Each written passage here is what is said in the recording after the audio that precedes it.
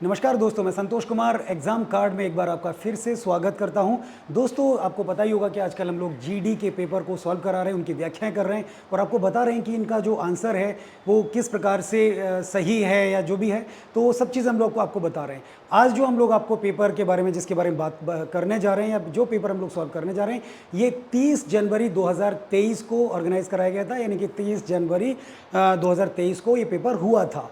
तो इस पेपर के बारे में ही अब हम लोग व्याख्या करेंगे। तो इसका जो सबसे पहला जो प्रश्न है वो है कपास, जूट, रेशम, ऊनी वस्त्र, यानी कि कपास, जूट, रेशम, ऊनी वस्त्र, चीनी और खाद्य तेल आदि किस उद्योग से संबंधित हैं। तो कपास, जूट, रेशम, ऊनी वस्त्र, चीनी, खाद्य तेल।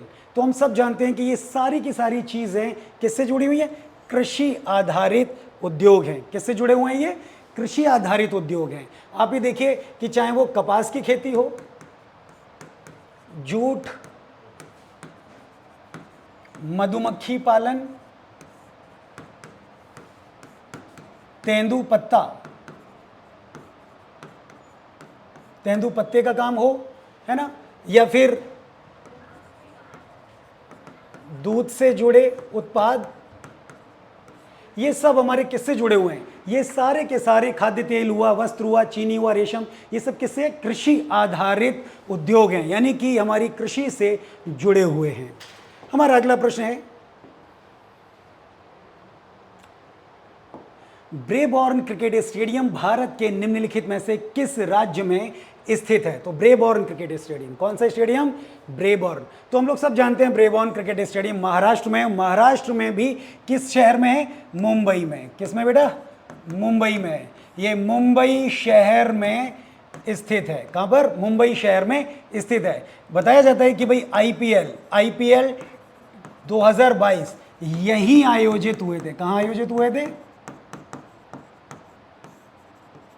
ठीक है बेटा, कहाँ आयोजित होते? ब्रेबॉर्न क्रिकेट स्टेडियम के अंदर। तो आईपीएल जिन लोगों ने देखा है या आईपीएल के शौकीन जो लोग रहे हैं वो जानते हैं कि ब्रेबॉर्न क्रिकेट स्टेडियम महाराष्ट्र राज्य में और मुंबई शहर में स्थित है। अगला हमारा जो प्रश्न है, भारत में 2011 की अंतिम जनगणना, क्वेश्चन नंबर 3 है, भारत में 2011 की अंतिम जनगणना कितने चरणों में की गई थी? तो कितने चरणों में, अब आप ये देखिए कि कितने चरणों में की गई थी, ये आप देख लीजिए। तो 3, 1, 4, तो इसका जो ऑप्शन है वो है 2, यानी कि पहला वाला, यानी कि ये 2 चरणों में की गई थी। कब की गई थी? 2 चरणों में की गई थी।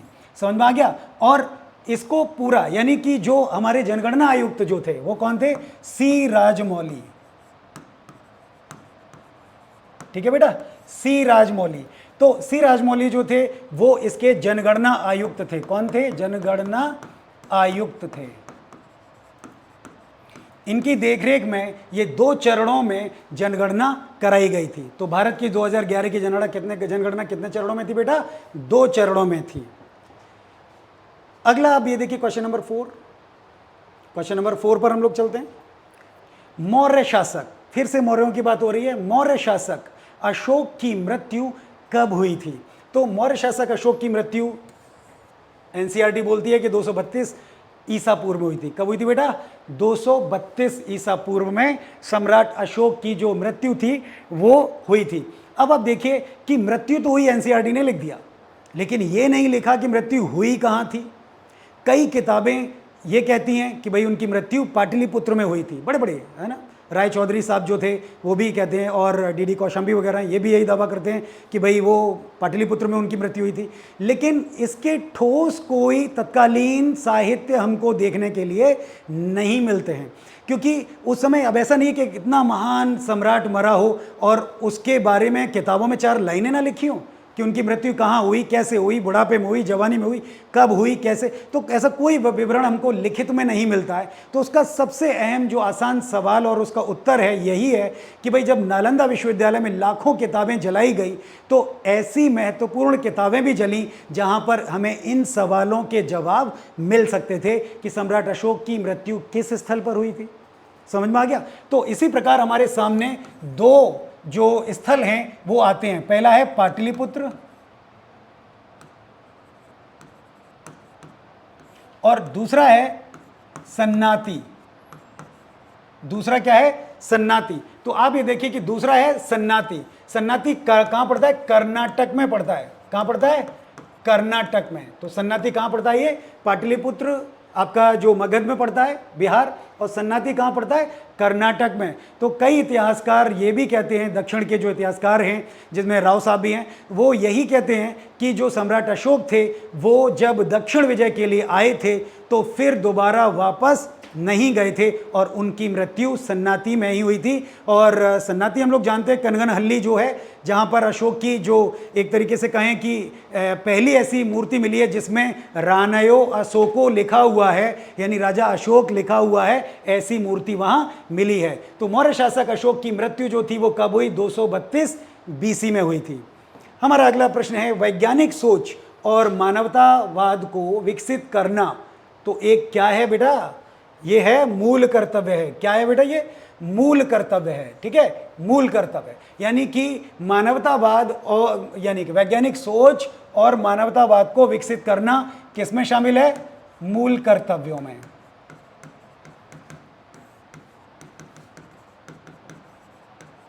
है ना, मूल कर्तव्यों में ये शामिल है। और हम सब जानते हैं सरदार स्वर्ण सिंह समिति की अनुशंसा पर मूल कर्तव्यों को हम लेकर के आए थे और इंदिरा गांधी के शासनकाल में ही लगाए गए थे। और दूसरी सबसे बड़ी बात कि 42वें संविधान संशोधन में इनको संविधान में शामिल किया गया था। और जो हमारे मूल कर्तव्य हैं ये रूस के संविधान से हमने बोरो किए थे या फिर लिए थे।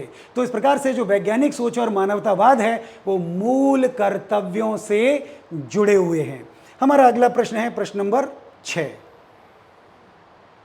प्रश्न नंबर 6 देखिए क्या कहता है भाई।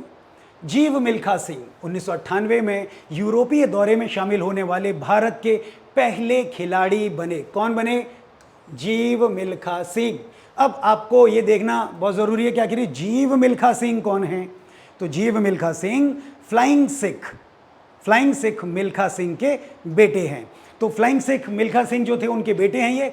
इन्होंने यूरोपीय दौरे में 4 खिताब जीते थे, यानी यूरोप में जो दौरा किया था उसमें कितने खिताब जीते थे बेटा? 4 खिताब। साथ ही जापान गोल्फ दौरे में भी 4 खिताब जीते थे। कितने? जापान गोल्फ दौरे में भी इन्होंने 4 खिताब जीते थे। वहीं एशियाई दौरे में इन्होंने 6 खिताब जीते थे।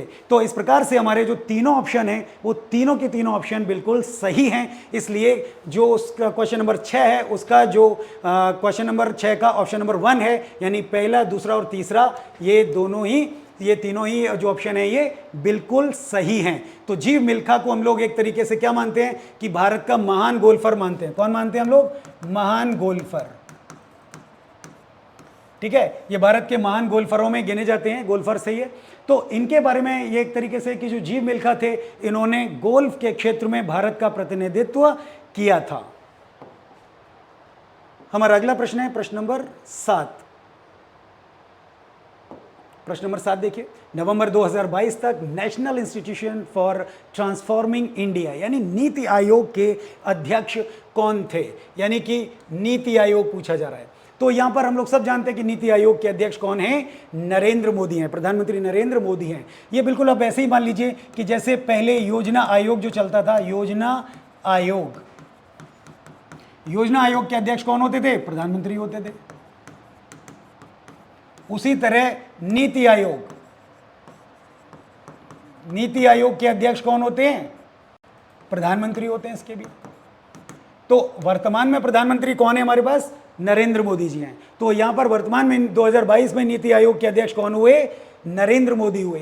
क्योंकि आप देखेंगे यहां पर कि यहां देखिए आप, ना तो यहां पर अरविंद केजरीवाल प्रधानमंत्री हैं, ना यहां नितिन गडकरी प्रधानमंत्री हैं, और ना ही यहां पर अमित शाह प्रधानमंत्री हैं। तो प्रधानमंत्री होते हैं तो प्रधानमंत्री हमारे देश के कौन हैं? नरेंद्र मोदी जी हैं। तो इस प्रकार से आप देखिए क्वेश्चन नंबर जो 7 है उसका जो ऑप्शन 4 है उसका जो आंसर है श्री नरेंद्र मोदी, यही सही आंसर है। अब देखिए क्वेश्चन नंबर 8 डैश ओडीओपी का लक्ष्य इनपुट के प्रापण, सामान्य सेवाओं के लाभ उठाने और उत्पादों के विपणन के संबंध में बड़े पैमाने पर लाभ उठाना है। तो आप ये इस तरीके से आप देखिए कि ओडीओपी यानी कि 1 डिस्ट्रिक्ट 1 प्रोडक्ट, समझ में आ गया? 1 डिस्ट्रिक्ट 1 प्रोडक्ट, यानी कि एक जिला एक उत्पाद, यानी कि इस नीति को जो एक तरीके से क्यों लागू किया गया था, ऐसा क्या बात था? तो एक जिला एक उत्पाद की बारी आ रही है। तो यहां पर हम लोग देखते हैं कि हर शहर में कुछ ना कुछ तो पॉपुलर होता ही है, और हम लोग बचपन से इस सारी चीज़ों को सुनते आ रहे हैं, देखते आ रहे हैं। कई लोग कहते हैं अलीगढ़ का ताला, है ना, आगरे का पेठा, मथुरा के पेड़े, है ना, फिरोजाबाद की चूड़ियाँ, मुरादाबाद का पीतल का सामान। तो ऐसे कई उत्पाद हैं जिसमें सूक्ष्म उत्पाद, है ना, लघु उत्पाद या मध्यम दर्जे के उत्पाद, इन सभी उत्पादों को बाकायदा हमने ओडीओपी लक्ष्य के तहत रखा है। अगला प्रश्न है क्वेश्चन नंबर 9। निम्नलिखित में से कौन अगस्त 2022 में भारत के 49वें मुख्य न्यायाधीश बने थे? तो मुख्य न्यायाधीश उदय उमेश ललित, जिन्हें हम लोग यू ललित के नाम से जानते हैं। समझ में आ गया? तो यू ललित, ये अगस्त 2022 में इन्हें भारत की महामहिम राष्ट्रपति श्रीमती द्रौपदी मुर्मू जी ने इन्हें 49वें मुख्य न्यायाधीश के रूप में, यानी 49वें सुप्रीम कोर्ट के सीजीआई के, यानी कि चीफ जस्टिस ऑफ इंडिया के रूप में इनको शपथ दिलाई थी। इनका जो कार्यकाल था बहुत छोटा सा था, लगभग 74 दिनों के आसपास का इनका कार्यकाल था, 74 के आसपास था ये। तो आप ये देखें कि ये जो यू ललित जी जो थे वो 49वें मुख्य न्यायाधीश भारत के नियुक्त किए गए थे। अब हम लोग अपने अगले प्रश्न पर चलते हैं। प्रश्न नंबर 10, भरतनाट्यम के लिए 2009 में पद्म भूषण जीतने वाली जोड़ी है। तो देखिए कि भरतनाट्यम में पद्म भूषण जीतने वाली जोड़ी जो है 2009 में, वन्नादिल पुडिया विट्ठल धनंजय और शांता धनंजय को ये खिताब दिया गया था। यानी कि ये जो पद्म भूषण था वो उन्हें संयुक्त रूप से प्रदान किया गया था। किसको? वन्नादिल पुडिया विट्ठल धनंजय और शांता धनंजय को। इनके बारे में मैं आपको बता दूं कि इन्हें हम लोग धनंजयन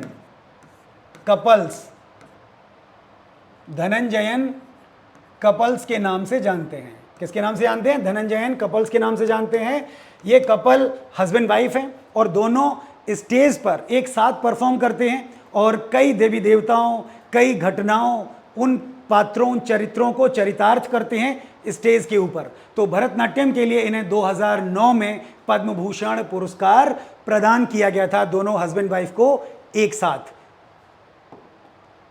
हमारा अगला प्रश्न है क्वेश्चन नंबर 11, प्राकृतिक भूकंप पृथ्वी की किस परत में होते हैं? तो प्राकृतिक, मैनमेड नहीं बल्कि प्राकृतिक। तो भैया स्थल मंडल। हम लोग देखते हैं कि प्राकृतिक भूकंप जो होते हैं वो स्थल मंडल में ही आते हैं। पृथ्वी की जो ऊपरी सतह है उससे 10 किलोमीटर नीचे, 100 किलोमीटर नीचे, 150 किलोमीटर नीचे, यानी कि निचली सतह तक ये आते हैं। होता क्या है कि जो टेक्टोनिक मूवमेंट, दो परतों की आपस में टक्कर, और उस टक्कर से जो ऊर्जा पैदा होती है, उस टक्कर से क्या होती है? जो ऊर्जा पैदा होती है, जब वो ऊर्जा बाहर निकलने की कोशिश करती है तो भूकंप आते हैं। तो समझ में आ गया होगा आपको कि जब दो, यानी कि टेक्टोनिक प्लेट, जब दो परतें, जब भूमि की दो परतें आपस में टकराती हैं तो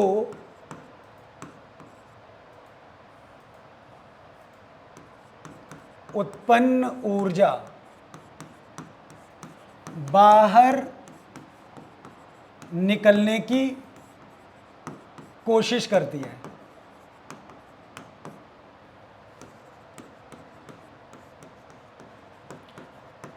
जिससे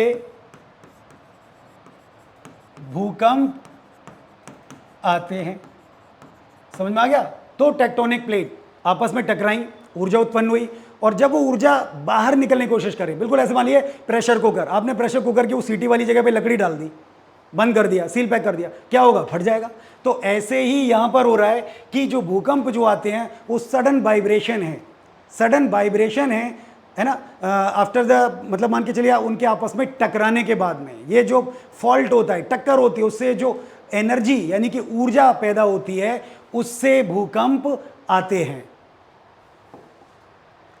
हमारा अगला जो प्रश्न है देखिए,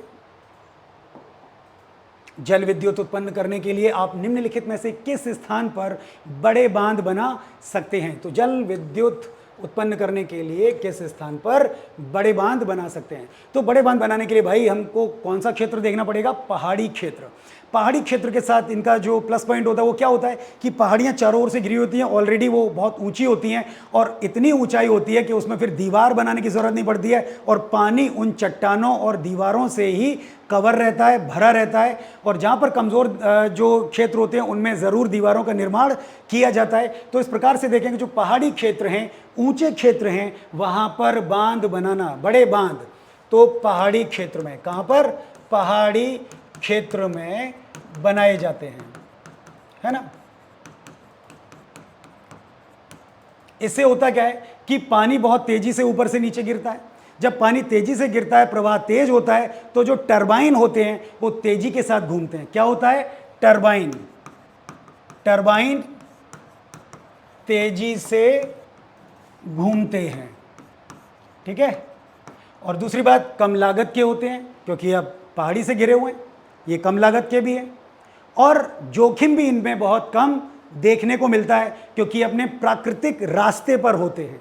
प्राकृतिक रास्तों पर ही हम पानी को रोकने का काम करते हैं। तो सबसे जो अच्छा आंसर है क्वेश्चन 12 का वो है 2, जो ऑप्शन 2 है उसका क्षेत्र पहाड़ी क्षेत्र। समझ में आ गया? अब हम लोग अपने आगे बढ़ते हैं। माइटोकॉन्ड्रिया। माइटोकॉन्ड्रिया झिल्ली की बनी होती है। तो कितनी झिल्ली की बनी होती है? 2 झिल्ली की बनी होती है। अब देखिए कि माइटोकॉन्ड्रिया हर जीव में मौजूद है, हर जीव के अंदर मौजूद है। ये जो माइटोकॉन्ड्रिया है ये हर जीव के अंदर ये मौजूद है। हम इन्हें सूत्र कणिका भी कहते हैं। क्या बोलते हैं? सूत्र कणिका।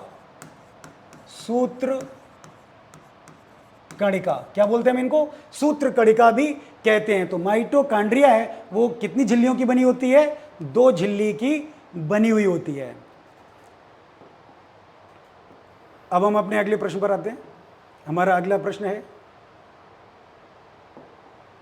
भारत की जीडीपी में डैश क्षेत्र के योगदान का अनुपात 1950-51 में 11.8% से बढ़कर 1990-91 में 24.6% हो गया था। यानी कि 24 हो गया था, कितने से? 11 से। तो देखिए किसका? भारत की जीडीपी में औद्योगिक, यानी कि जो औद्योगिक क्षेत्र है, औद्योगिक क्षेत्र है ना, औद्योगिक क्षेत्र के योगदान का, यानी कि पहले 50 और 51 में कितना था? 11.8%। ये 90 और 91 में कितना बढ़ गया? 24.6%। अब वर्तमान में भी हम लोग देख लेते हैं बेटा। वर्तमान में औद्योगिक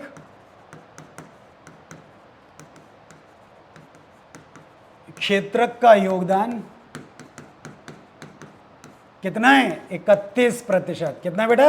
31, यानी 11.8 और 24.6 और 31%। यानी कि वर्तमान में ये योगदान औद्योगिक क्षेत्र का कितना है? 31%, यानी 31% है। अब आप देखिए प्रश्न नंबर 15। 1 अगस्त 2022 से प्रभावी भारतीय कृषि अनुसंधान परिषद ICAR के नए सचिव कौन हैं? तो आईसीआर हमारे कृषि अनुसंधान केंद्र है, उसके नए सचिव हैं हिमांशु पाठक। कौन है? हिमांशु पाठक। तो राष्ट्रपति जी ने इनको एक तरीके से नियुक्त किया है। तो भारतीय कृषि अनुसंधान परिषद, यानी कि इनको नियुक्ति मिली है हिमांशु पाठक जी को। तो हिमांशु पाठक नए कृषि अनुसंधान के सचिव बनाए गए हैं, यानी कि एक तरीके से माने कि हिमांशु पाठक जो हैं उनको नया सचिव बनाया गया है। अब ये सचिव करते क्या है? तो सचिव का आप इनका देखें कि ये IAS कैडर से हैं ये भी, और इनके बारे में देखें कि अगर ये जो कृषि के जो विकास के जो कार्यक्रम होते हैं, यानी कि प्रथम क्षेत्र और द्वितीय क्षेत्र और टर्चरी, यानी कि तीनों क्षेत्रों में, यानी कि जो मधुमक्खी पालन है, कृषि से जुड़े हुए, चाहे वो दुग्ध उत्पादन से जुड़ा हुआ, तेंदुपत्ते से जुड़ा हुआ है, या किसी और कारक या और क्षेत्रों से जुड़ा हुआ है, यानी कृषि से जुड़ी हर समस्या का जो हल है या हर समस्या का जो निर्णय है वो कौन लेने वाला है? वो ICAR करने वाला है। तो ICAR के जो चीफ हैं, यानी कि जो हेड हैं, वो उन्हें सचिव बनाने का काम किसने किया है? हिमांशु पाठक को बनाने का काम किया हुआ है। अगला हम लोग देखते हैं प्रश्न नंबर 16, फसल उत्सव नवन्ना। फसल उत्सव नवन्ना में मनाया जाता है। यानी कहाँ मनाया जाता है? पश्चिम बंगाल में। कहाँ मनाया जाता है? पश्चिम बंगाल में।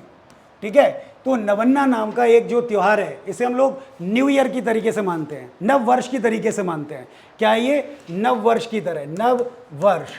ठीक है बेटा, ये नव वर्ष की तरह मनाया था नवन्ना, है ना। ये पश्चिम बंगाल, साथ ही साथ बांग्लादेश का, ये बांग्लादेश का प्रसिद्ध उत्सव, यानी कि बांग्लादेश का भी प्रसिद्ध उत्सव है। कब मनाया जाता है? फसल कटने के बाद। फसल कटने के बाद। तो फसल कटने के बाद ये नवन्ना नाम का जो त्यौहार है या जो एक जो उत्सव है, ये मनाया जाता है। कहाँ पर? भारत के पश्चिम बंगाल में और समीप में बांग्लादेश के अंदर भी, यानी कि जो विदेश है बांग्लादेश, वहाँ भी इसको मनाया जाता है। उसी प्रकार हमारा अगला प्रश्न है प्रश्न नंबर 17। देखिए प्रश्न नंबर 17, डैश का उपयोग पैसे की मांग और आपूर्ति को नियंत्रित करने के लिए किया जाता है, यानी कि क्रेडिट नियंत्रण। किसको? क्रेडिट नियंत्रण।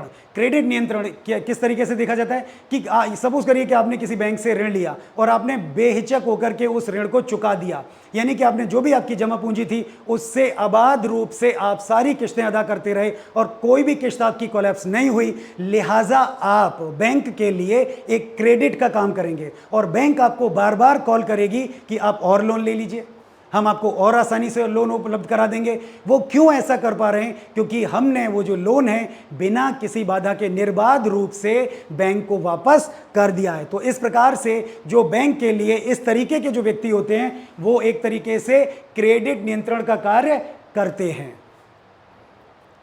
अब हम लोग प्रश्न नंबर 18 पर आते हैं। प्रश्न नंबर 18 देखिए। प्रश्न नंबर 18, डैश में ईस्ट इंडिया कंपनी ने इंग्लैंड की महारानी एलिजाबेथ प्रथम से एक चार्टर प्राप्त किया जिसने इसे पूरब के साथ व्यापार करने का एकाधिकार मिल गया। तो आप देखिए कि जो ईस्ट इंडिया कंपनी, किसकी बात हो रही है? ईस्ट इंडिया कंपनी, इंग्लैंड की महारानी कौन है? एलिजाबेथ प्रथम है, चार्टर प्राप्त कर रहा है। तो आप ये देखिए कि व्यापार का जो एकाधिकार है वो कब मिला बेटा? 1600 में। तो जीडी में क्वेश्चन आ गया कि ये अधिकार कब मिला? 1600 में मिला। लेकिन जब आप जीडी से और बड़े एग्जाम में जाते हैं और बड़ी परीक्षाओं को आप फेस करते हैं तो वहां पर हमको थोड़ा सा डिफरेंट चीजें भी देखने को मिलती हैं। तो जो महारानी एलिजाबेथ हैं उनके जो भतीजे थे, भतीजे, किसके भतीजे? एलिजाबेथ प्रथम के भतीजे, प्रिंस चार्ल्स। ठीक है, किसके भतीजे हैं ये? एलिजाबेथ प्रथम के भतीजे प्रिंस चार्ल्स। तो प्रिंस चार्ल्स ने क्या प्राप्त किया था? चार्टर प्राप्त किया था। ठीक है, और जब चार्टर बनाया था उन्होंने तो उस समय ईस्ट इंडिया कंपनी के कितने शेयर होल्डर थे? वो थे 217। कितने शेयर होल्डर थे? 217 शेयर होल्डर थे। और कंपनी, ईस्ट इंडिया कंपनी का जो सीईओ था, जिसे बोलते हैं हम सीईओ, तो अगर सीईओ कह लें या मालिक कह लें, जो भी है, वो कौन थे? प्रिंस चार्ल्स थे। कौन थे? प्रिंस चार्ल्स थे। प्रिंस चार्ल्स ही सीईओ थे। तो आप ये देखिए कि ये जो प्रिंस चार्ल्स थे वही भारत में ईस्ट इंडिया कंपनी को लाने वाले पहले व्यक्ति थे। और आपको तो पता ही होगा कि इनकी शादी पुर्तगाल की राजकुमारी कैथरीन से हुई थी और बॉम्बे, तत्कालीन जो बॉम्बे था, इनको दहेज में मिला था और उस बॉम्बे को इन्होंने ईस्ट इंडिया कंपनी को 10 पाउंड, कितना? 10 पाउंड वार्षिक किराए पर दे दिया था। तो इस प्रकार से आपको मैंने बहुत सारी चीज़ें इसमें बता दी हैं और आप मेरी जो बात है उसको सुन करके भी आप अंदाज़ा लगा सकते हैं कि आपको मैं कितने सारे प्रश्नों के उत्तर या कितने सारे आपको उत्तर दे रहा हूं कि जो यहाँ प्रश्न नहीं है मैं वो भी चीज़ें आपको बताता हुआ चल रहा हूं। तो अब हमारा अगला जो प्रश्न है प्रश्न नंबर 19, निम्नलिखित में से कौन सा मार्शल नृत्य उत्तराखंड से संबंधित है? तो उत्तराखंड से संबंधित नृत्य हमारा छोलिया। कौन सा नृत्य है? छोलिया। छोलिया नृत्य के बारे में माना जाता है कि ये उत्तराखंड के कुमायूं क्षेत्र में मनाया है ना, या किया जाता है। ठीक है, ये जो कुमायूं नृत्य है कुमायूं क्षेत्र है, इसमें ये छोलिया नाम का जो नृत्य है वो किया जाता है। अब ये नृत्य 2 रसों पर आधारित है। रस, हिंदी में रस पढ़े ही होंगे, तो देखिए कौन सा है, आप देखिए, श्रृंगार रस,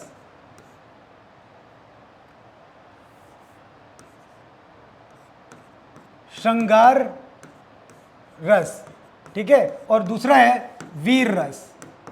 तो आप देखिए कि श्रृंगार रस और वीर रस से भरपूर है। क्या भरपूर है? यही डांस, यानी कि नृत्य जो है छोलिया, ये श्रृंगार रस और वीर रस से ये जुड़ा हुआ है और बड़ा ही विगोरस है, काफ़ी एक तरीके से कहें उत्तेजना से पूर्ण है। और इसमें तलवार, ढाल और न जाने कितनी तरीके की चीज़ें, कितनी तरीके के जो उपकरण होते हैं युद्ध में काम आते हैं, उनका भी प्रयोग किया जाता है। तो बहुत ही ये पर्यटकों का आजकल ये बहुत बड़ा केंद्र बना हुआ है छोलिया नृत्य, और बड़े पैमाने पर लोग जो पर्यटक हैं यहाँ जाते हैं और इस नृत्य को देखकर आनंदित महसूस करते हैं। तो अब जो हमारा अगला प्रश्न है, प्रश्न नंबर 20। प्रश्न नंबर 20 देखिए, भारतीय संविधान का कौन सा अनुच्छेद भारत के नियंत्रक महालेखा परीक्षक के कर्तव्यों और शक्तियों से संबंधित है? यानी प्रश्न नंबर 20, भारतीय संविधान का कौन सा अनुच्छेद भारत के नियंत्रक महालेखा परीक्षक के कर्तव्यों और शक्तियों से संबंधित है? तो वो है अनुच्छेद 149। अनुच्छेद 149 के माध्यम से ही हम ये जान पाते हैं कि हमारे देश में एक नियंत्रक महालेखा परीक्षक भी होना चाहिए, यानी कि नियंत्रक परीक्षक जो नियंत्रक महालेखा परीक्षक है उसके कर्तव्य और उसकी शक्तियां क्या हैं। पहला क्या हो गया बेटा? कर्तव्य, और दूसरा क्या हो गया? शक्तियां। समझ में आ गया? यानी कि कर्तव्य और जो शक्तियां हैं वो किसके अंतर्गत आते हैं? अनुच्छेद 149 के तहत आते हैं। किसके? नियंत्रक महालेखा परीक्षक के। इसको हम लोग कैग कहते हैं, सीएजी। वर्तमान में आप बता सकते हैं कि सीएजी कौन है? सोच के देखिए। तो वर्तमान में जो सीएजी हैं वो हैं गिरीश चंद्र मुर्मू। गिरीश चंद्र मुर्मू वर्तमान सीएजी हैं, यानी कि जो क्रॉम्प्ट ऑडिट ऑफ जनरल होते हैं, ये एक तरीके सीएजी का जो इनका काम है, एक जो पद है वो इन्होंने संभाला हुआ है। ये नियंत्रक महालेखा परीक्षक की जो बात है, तो इसकी जो कर्तव्य और शक्तियां मैंने आपको बता दिया किस अनुच्छेद से जुड़े हुए हैं? अनुच्छेद 149 से जुड़े हुए हैं। तो अब हम लोग एक हमारे पास किताब है जो अग्रवाल एग्जाम कार्ड आपके लिए लेकर के आए हैं और दावा करते हैं कि पेपर पक्का फंसेगा। ठीक है, तो यहाँ पर आप लोग देखिए कि best book for SSC constable GD है ये, और इसके बारे में हम लोग देखते हैं कि ये किताब क्यों खास है आपके लिए। तो SSC constable GD, CRPF, BSF, CISF, SSB, ITBP, SSF और एनसीबी, सीपॉय, असम राइफल्स के लिए ये मेनली ये किताब आपकी जो बनाई गई है। यहाँ पर हम लोग देखते हैं कि 20 मॉक पेपर्स हैं और 12 यहाँ पर हम लोगों ने सॉल्व पेपर बनाए हुए हैं। 2013 से लेके 23 तक का जो कंटेंट है वो हम इसके अंदर दे रहे हैं, और जो 2023 का जो मटेरियल है वो आप देख रहे हैं कि हमारे जो यूट्यूब चैनल के ऊपर है या हमारे ई पोर्टल पर जो डली हुई सामग्रियां हैं, जो टीचर, जो खासकर जिनको महारत हासिल है विषय की, वो टीचर्स आपको यहाँ पर, चाहे वो टीचर मैथ के हों, इंग्लिश के हों या जीएस के हों या कोई भी जो भी विषय आपको विषय विशेषज्ञ यहाँ पर जो बता रहे हैं, जो भी चीज़ें व्याख्याएं करा रहे हैं, अगर आपको पीडीएफ के जरिए वो समझ में नहीं आ रही हैं तो आपको ये सारा का सारा जो मटेरियल है वो हमने इस बुक की शेप में दिया हुआ है, कांस्टेबल जीडी की किताब में दिया हुआ है। इस हर प्रश्न में हमने एक क्यूआर कोड लगाया है और क्यूआर कोड को आप स्कैन करके उस प्रश्न की व्याख्या को आप आराम से देख सकते हैं, पढ़ सकते हैं और समझ भी सकते हैं। तो यदि आप इस किताब को आप हमारे पोर्टल से या हमारे ऑनलाइन सिस्टम से खरीदना चाहते हैं तो to buy this book you can visit our website www.examcard.in से आप इसे परचेज कर सकते हैं, और मार्केट में भी ये किताब आपको 1 से 2 हफ्तों के अंदर अंदर उपलब्ध हो जाएगी, और ये किताब आप ज़रूर खरीद लें, ये आपके लिए बहुत ही लाभप्रद होने वाली है। Thank you.